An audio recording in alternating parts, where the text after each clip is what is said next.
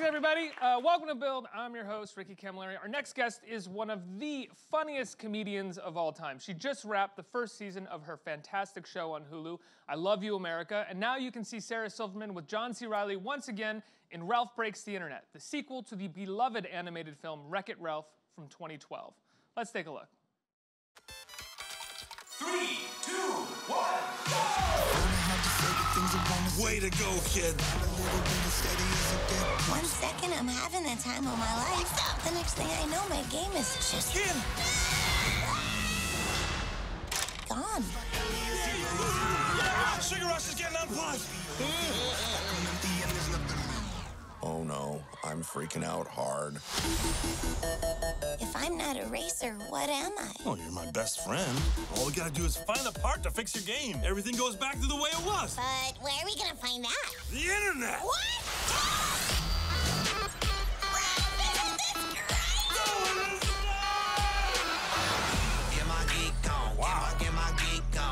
Get rid of belly fat using this one weird trick. Sassy housewives want to meet you. They do. Want to get rich playing video games? Slaughter Race. It's wicked dangerous. Oh, yep, I'm out of that code. It was a 1, but it was an O. Oh, nice kitty. Nice kitty.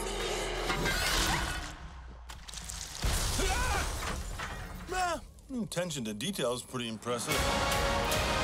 Well, well, well. Who are you? I think we should get out of here. Showtime. Let's race. Come and get it. Get back on the track. There is no track. I can drive anywhere. I love it here. Who knew there's so many babies and cats in the world? That is what the internet was made for. It's full of weirdos. I want this to be my life. I don't think I could ever tell Ralph. There's no law saying best friends have to have the same dreams.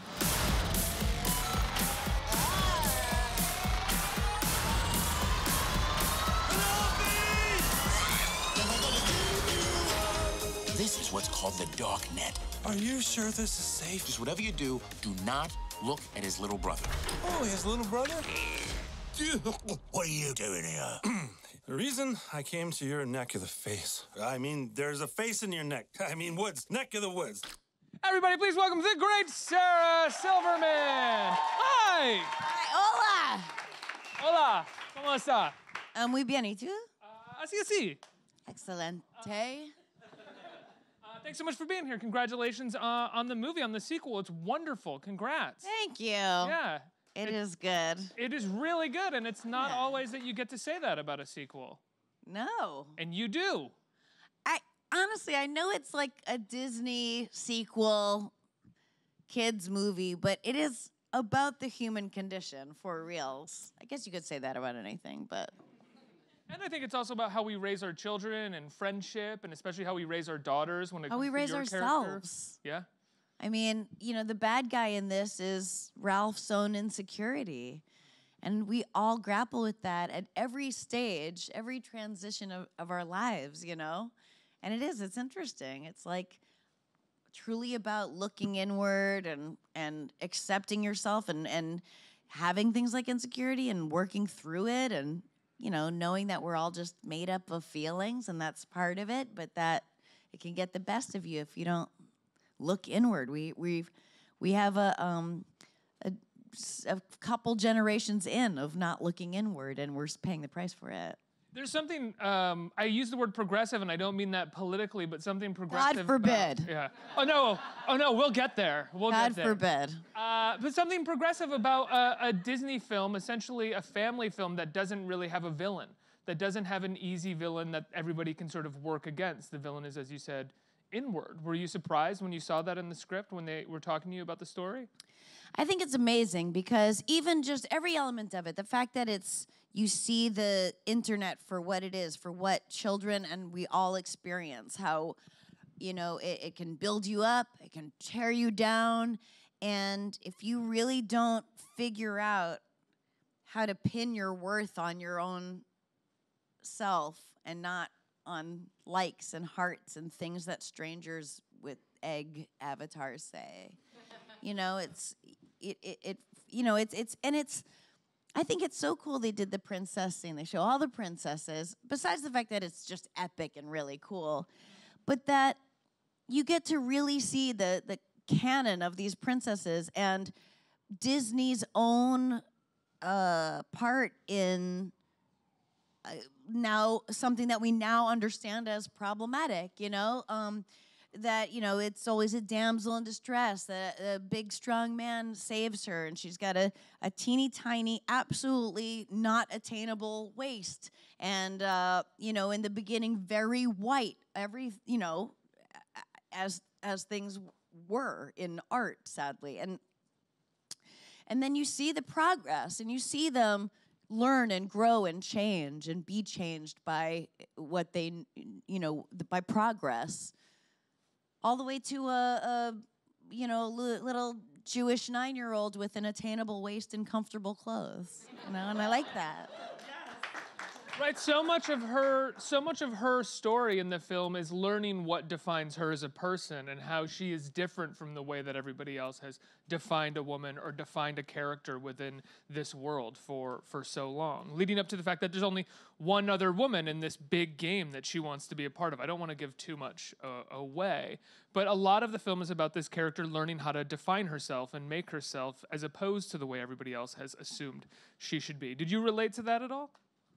Yeah, I mean, I think of Vanellope as being pretty comfortable in her skin. As a matter of fact, she's the one who encourages the other princesses to put on sweats, I mean, it's something I relate to in that, like, as a stand-up, we often at the late night go to diners and, hang out and do bits and whatever at the after shows. And the other people I saw in diners on Saturday and Friday nights are young people coming in from clubs, going to the clubs, and I just see guys, wearing whatever they want to wear, and women and young women in crop tops and sky-high heels, and they're freezing and they're hobbling at the end of the night. And I just would go like, oh, sweetie, like, boys aren't taught this, but for some reason, girls think that they have to be wildly uncomfortable to deserve love. Like, you can be absolutely comfortable and you someone will love you, And I always would think that when they walked in, but it is like how I relate to this. Like, you can wear sweats, you're still a princess. Right, when I'm cruising for women, I'm looking for someone who's truly uncomfortable all the time. Listen, I understand high heels make your legs look long, and there's all these weird things that we've decided is what beauty is or something, and I fall into it to a degree, but I can't wait to get these off. I feel like I want to punch someone in the face. It's been a long morning. Don't look at me when you say that, please. No, but I'm not comfortable in these, and then I start going, why do I do this? Who decided women are going to be on stilts and act like that's normal? But, hey, what are you going to do? But anyway, what were we talking about? This is live. You and John C. Reilly have wonderful chemistry together. We saw it in the first film, and we see it in this one. Oftentimes, I think most of the time when these movies are made, everyone's recording their voices from different areas, never together. I'm wondering if you and John ever got together and recorded together. Every time. Every time. Yeah, we recorded together. It was really important. I think he insisted on it, and I'm so glad. Well, he even has a story credit on the movie as well, Yeah. I believe, too. So he was a huge part of bringing that stuff together, right? Absolutely. And he's just the best. Vanellope and Ralph have this special relationship, and I would say Sarah and John have a special relationship. We always record together, and it just adds that special sauce. There's like a soul to it because we're looking in each other's eyes, and we're trying to make each other laugh, and we're improvising, and we're trying to make each other cry, and it's special that way, Do you guys end up developing the story a little bit when you're improvising together and playing? Do you see them building the storylines even out after some of the things that you come up with? To a degree. I don't want to take anything away from the screenwriters and the directors who are just total geniuses and put so much thought into every moment on screen. But yeah, I mean, we'll improvise, we'll talk things out. Our sessions were always like they padded it by like an hour or two because we get real chatty and we tell stories and stuff comes out of it. And they have to keep you on the ball? A little bit, but we all get we digress a lot. We like hanging out together. How do you change your voice for Vanellope? I know this doesn't make sense, but in my mind, I just go all the way up. So I just go, is this it? Oh, yeah, it's this, yeah. You know, it just is up to 11. I don't know. Is that hard to maintain for the recording process? By the end, I get pretty raw. We definitely learn to like put all the screaming stuff at the end because it's hard. My throat gets a little raw, but yeah, it's fine. Were you and John friends prior to? Did you know each other prior to doing Wreck-It Ralph? And Yeah. are you? Yeah. Oh, not as well as we know each other now, but how I were met you him a couple cast times. together? I don't know. Was there like a chemistry audition or anything, or were they just like, we think these two people would be really great together, and it turned out you were? I think the latter. And are you close now? Yes. Yeah. Yes, he's one of my favorite people in the whole world. The first one was 2012. This one we're in 2018 now. So why did it take so long to get the two of you guys back together? Well, first of all, I think Disney has to say okay, you know, and that's a while. And then like they have to conceive of something and write it. And, you know, and then, so yeah, it has been a long time, but it hasn't because we've been recording it for 3 years. You've been recording it for 3 years. I don't know. I'm not good at measuring time. I'm a stoner, but So is it one of those things where they record it and then a lot of times they're because I know with Toy Story and a lot of the Pixar movies they change the story as they go along. And yes, sort of fix things. I would say the original script each time of all of these is my guess is like a template, right. And then it's just constantly being. Adding layers and rethinking things and figuring out how to go deeper, and funnier. So that's why those movies are so good. They take the time they need. And we'll go in, we'll record, and then like a month later, they'll be like, hey, are you guys around this week? What day works? We have some stuff. And sometimes we record the same scene, has been totally rewritten, or, you know, it's like a process. No, you're absolutely right. That's why those movies are so good because there's this crazy process that allows them to perfect story. Whereas most movies, it's like, you know, they're one side of the gate, they got to shoot it, go back and figure out what they can make from there. And with this, they're just constantly hammering you guys for work, it seems. Oh, I mean, that's the fun part. Yeah. You just wrapped the first season of I Love You, America. I did. Congratulations. Thank you. You basically did like the first half of this season last year and this half this year. Why not just? It's one of those things where everyone's calling it season 2, and technically it's season 1 because one season is 20 episodes. But we did 10, and then we didn't know if we were getting picked up for like a million years, and then we did, and we finished it. So that's why people were like, I can't find season 2 because it was season 1. Can we expect an actual season 2? I hope so. Yeah. Maybe it'll be season 1C, and then it'll just be constantly season 1s. Yeah, I think I feel confident about it, but we won't know until before Christmas. What was the hardest part about making I Love You, America? The hardest part is probably also the best part, which is it consumes my every waking moment. But then even when I'm exhausted, I go, would I rather be doing anything else? And then I'm always like, no. Especially right now, to be able to go into work and process the daily bombardment that is the chaos of our world right now. I mean, boy, if Russia wanted to instill chaos, and they did. They turned us against each other. The plan worked. Do you often worry about how much you're being consumed by that bombardment and that chaos, and bringing it into the show adds to the noise of that bombardment and chaos? I don't personally think it does. I like sort of contextualizing everything that's going on by watching your show. Yeah, we process it and we talk it through, and then it's very immediate, especially the quickie, you know, which we do at the top Wednesday morning, and we write and whatever is like happening right then, or that is happening for me at least, like where I go, I want to talk about this, you know, and then we write it and shoot it and post it like all within, you know, a few hours, and then we shoot the show. So but I love the immediacy of it. I love being able to process it. I love trying to see as many angles of it as possible. You know, listen, the whole show is about being open and trying to see ourselves in each other, no matter how different, how polarized, how different our ideologies are. But at the end of the day, I speak truth to power. I'm opinionated, and I don't like liars. I don't respect them. But the lied to, yeah, I have total compassion. They don't realize they're the lied to. They probably think we're the lied to. And I say we, not knowing where any of you stand. And us and them and we is I'm trying to avoid, but hey, live television. When you first started the show, I think on the first episode you had dinner with a conservative family. And that's just coming after the election, really, and this idea that we all exist in our own bubbles and echo chambers.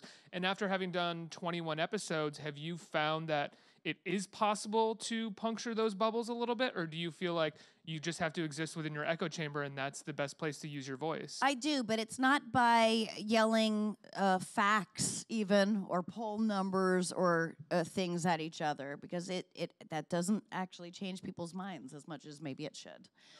It makes people dig in deeper. Better to connect on anything else. You watch Walking Dead? Me too. I used to hate Carol. Now she's my world, you know? It doesn't matter what you connect about, but just to see each other as human, to be able to see ourselves in each other. So, yeah, I went there, and they think Obama's from Kenya, and... He's not? Yeah. But, you know, and all this kind of banana stuff. But I loved them. And when I left, they loved me too. I mean, you know, I really, really do. And we just did it again in Wyoming with a great Republican, conservative family of ranchers and lawyers and a very different kind of demo, but still with the same politics. And I love them too. I mean, you know, listen, we all have people in our family that we love that, you know, get their facts from Breitbart and Fox News, and, you know, it's different. What do you think about They're susceptible to fear of other, you know, all that stuff. But it doesn't mean you can't like them or love them. You know. What do you think about this sort of civility discussion that pops up every now and then? That was a big deal a week ago because Dan Crenshaw, the Republican that just won a seat in the House of Congress, did something on SNL where he took Pete Davidson's apology. They apologized to each other. Yet his politics, in a lot of ways, represent something that is completely uncivil. How do you have that conversation? You know, I watched it and I thought it was lovely. And but you know.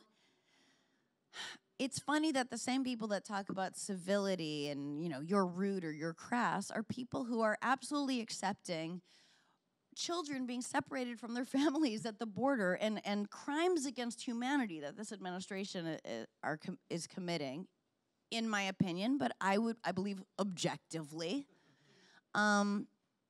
To me, that's not civil. That's the hardest thing to do, is in my opinion, but also objectively. Well, I mean, it's just true. We know it's happening. And if that isn't a deal breaker for, you know, a Republican, I don't know what is. I don't know what the bottom is. There doesn't seem to be a bottom to hit. Well, the bottom will be when we look back in history, right? People will go, oh, that was bad, because they'll have... Depends on who writes history. Fair. Good point. Did I get someone do this? Yeah. There it is. I mean, it's true. What have you learned from the first season of this show that you want to take into the next season when it happens, which it will? So much. Well, first of all, I'm fundamentally changed by every episode. I mean, just by the people I interview and I like being open to be changed. I think that's scary to a lot of people. It's a human instinct to fear change or to fear the unknown, and I think that's being used by this administration. You know, it's a people take advantage of that. But it's also human to try to look inward and realize that it's okay to be changed, that any belief system that makes it so that you need to shield yourself from other people's ideas in order to maintain your belief system, you should probably question. I like to hear what other people are thinking, what other people's ideas are, and I'm either unchanged by them or changed by them, you know, like, period. I mean, you know, I had a guy, Christian Picciolini, on the show who is he was a neo-Nazi, a skinhead. From 14 to, you know, in his 20s, and he changed. And he now helps people, like, leave hate organizations, and he's an incredible, incredible person. And I asked him what his advice would be, and he said, find someone who doesn't deserve your compassion and give it to them anyway. Because that's what happened to him. He had a white power record store, and this older black man came in every day and just bought out all his white power records and didn't say a word and smiled and paid it for it, and it changed him. And I wonder all the time, if I met him at 15 or when he was a Nazi, would I know to show him compassion? Would I know to see possibilities in him? And I don't know what the answer is, and I don't even know what the shoulds are of that. But it's very interesting to ponder for me. You know, I had a guy, a priest, a Jesuit priest, Father Gregory Boyle, who's incredible. That you sext with every now and then, right? No, Is that's that a the different Oh, Jesuit okay, sorry. priest. Father Jeremy. It's very Thornbirds. But I like the Jesuits because they're like intellectual religious people. And anyway, it's a sweeping statement, by the way, that I don't All necessarily stand by. Yeah. But Father Greg said, we need to make friends with our own wounds, or we will be tempted to despise the wounded. And I think about that every day in my own bag of shit. I have to. Am I allowed to swear? I have to ask, did that, to a degree, is that where that monologue came from? I think it was in your final episode where you talked about Trump is actually in some ways, maybe the second It to was last the Thanksgiving or last. episode where, Yeah. so I said what I'm thankful for, and I said I'm thankful for thank Donald you. Trump. In the ways in which I was that because of him, I agree. more women than ever have run. We have 2 Muslims in the House, 2 indigenous Americans, a lesbian. You know, like the diversity has gone through the roof because as a More people are reaction to voting. him. More people are voting than ever, and I think we all realize that democracy is something that must be protected. It isn't a given, and that's something that he gave us. Yeah. You know. There we go. Starts with one and goes around in a wave there. Okay. Do you guys, will you do this with me? Okay. Let's get some questions from the audience. Who has a question? Who has a microphone? And 3 seconds left. Is that real? that is, And who we're has off. a question? Oh, that means now we said that. Oh, look at that. Yeah. You run the Just on ship. time. I'm sorry. Ricky. Hello, how are you? Hi. I just can't believe it. I'm in front of you. I saw the first one and I'm like, I fell in love with Vanellope. Even, I don't know, Vanellope show us, like even in cartoons, human life is not perfect because actually she's a glitch. So I want to know if Sarah, you, has a notoriously imperfection that you'd like to share with us. No, I'm actually perfect. Oh, wow. What's your glitch, I Sarah? have many. Well, you know, it's funny because Rich Moore, when he was talking about the first movie, talked about my book. Where I wrote a memoir called The Bedwetter, and the glitch kind of came from, I don't know if it came from or it was somehow influenced by my own story of I was a chronic bedwetter, you know. So and you To know, what age? like almost 16, about 16. And it was humiliating. I was sent to sleepaway camp every summer from like 6. So it was just a massive amount of humiliation, waking up soaking wet and smelling in front of kids I don't know and just disassociating completely and making my bed over it and just pretending it's not happening. And it was so humiliating for so many years, and just like kind of my experience of childhood in a lot of ways, that being a stand-up, which is just something I always wanted to be a stand-up since 3rd grade. I mean, I just never thought about anything else, and I'm lucky in that way. I never searched for like who I am. I'm just a stand-up, and that's probably because I'm a bedwetter. And I think I had the guts to do it These are gonna make because great stories in the future. I think I had the guts to do it because the idea of bombing in front of a bunch of strangers was nothing after the humiliation of being a bedwetter in your teens. So that was my glitch, and it became my superpower. I thought it would be my deepest, darkest secret my whole life. I was positive of it. And now here I am on live streaming whatever this is, telling you all about it, and I'm fine. Can I be honest? Perfect summation of whatever this is. I have to ask, what would you say, and I'm sure you've answered this question before, but for a third grader to know that they want to be a stand-up, do you remember the stand-up that you saw when you were in third grade that made you say, oh, that's what I want to do? Steve Martin. Steve Martin. Yeah, I loved Steve Martin. As a matter of fact, on the ceiling of my childhood bedroom, I wrote, I love Steve Martin in pencil. And a few years ago, my mom passed away, and everybody sold the house we grew up in, and the guy who sold it came to a show I did in Boston later and brought these framed pictures of the house, which has completely been redone, but they painted around the ceiling where in pencil it says I love Steve Martin. It's still there. It's crazy. But yeah, I loved him. I loved stand-up comedy. I would watch A&E improv, and everything. And as soon as I saw that it was a thing, I knew that it was for me. My mom showed me something that I filled out in third grade that said, when I grow up, I want to be, and it said, a comedian, an actress, or a masseuse. And I know that's just because my older sisters would trick me into giving them back rubs by going like, you're so good at this. Next question. Hi, Sarah. So long. That was a really good question, by the way. I meant to say that. Thanks so much for being here, and I hope I don't bomb this question. Me too. There's a talent scout in the audience. But I was basically wondering. Askers. Yeah, I was wondering, without the physicality that you normally have, like, when you're making Wreck-It Ralph Breaks the Internet, right? Without being able to move around and kind of use your body to convey emotion, how do you convey it with just your voice? And how do you make a whole character around that? I don't. I'm fully moving. We're moving all around the place. As a matter of fact, just seeing my weird gestures that you're not usually aware of your own like weird kind of movements, but they have these cameras in the recesses of the room, and then you see the movie and you're like, oh God, that's me, like the little mannerisms and stuff. But there's no way you can just stand and only use your mouth, it's very, they even have like these like exertion bars to like, push against, and no, it's very physical. John C. is excellent at exertion noises. I'm in awe of it.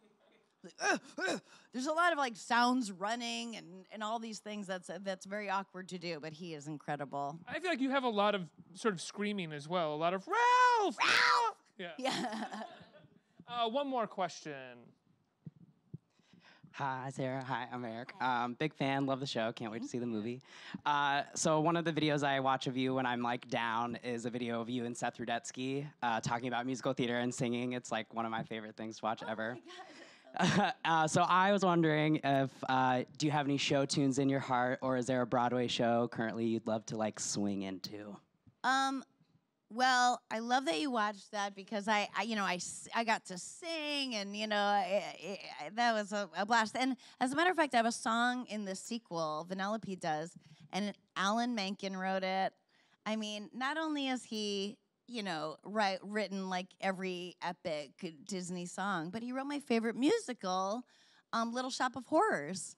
And he knew it was my favorite, and when I first met him to rehearse, he just started playing Somewhere That's Green, and I like did it in my best Ellen Green, and it was so rad. But to answer your question, my book, The Bedwetter, that I wrote, is actually, we're doing as a musical, and it's just 1 year when she's 10. I'm not in it, but it's little kids, very R-rated, but also I would say I would take my kids. Musical play or musical movie? A musical play. Amazing. It's going to be at the Atlantic, spring of 2020. Let me know when auditions are. Wait, that's incredible. How did that start, and what has your role been in? We're like 7 years into working on it. It takes so long to make a musical, doesn't it? But we've had a couple workshops, and it's so exciting. I don't even know if I'm supposed to be talking about it, but what am I going to do? It's me. I mean, it's my musical. But we're so excited about it. Yeah, congratulations. so That's good. incredible. And congratulations on season 1 of I Love You, America. Yes, yes. And Ralph breaks the internet as well. Sorry, guys, you have to go back to the other poster. I'm just kind of going through them right now. There you go. It opens this week. It opens Wednesday. tomorrow or Wednesday. Yeah, I think so. What's the 21st? I think it's Wednesday. Wednesday. It's Wednesday. Everybody give a big round of applause for the great Sarah Silverman. Let's hear it.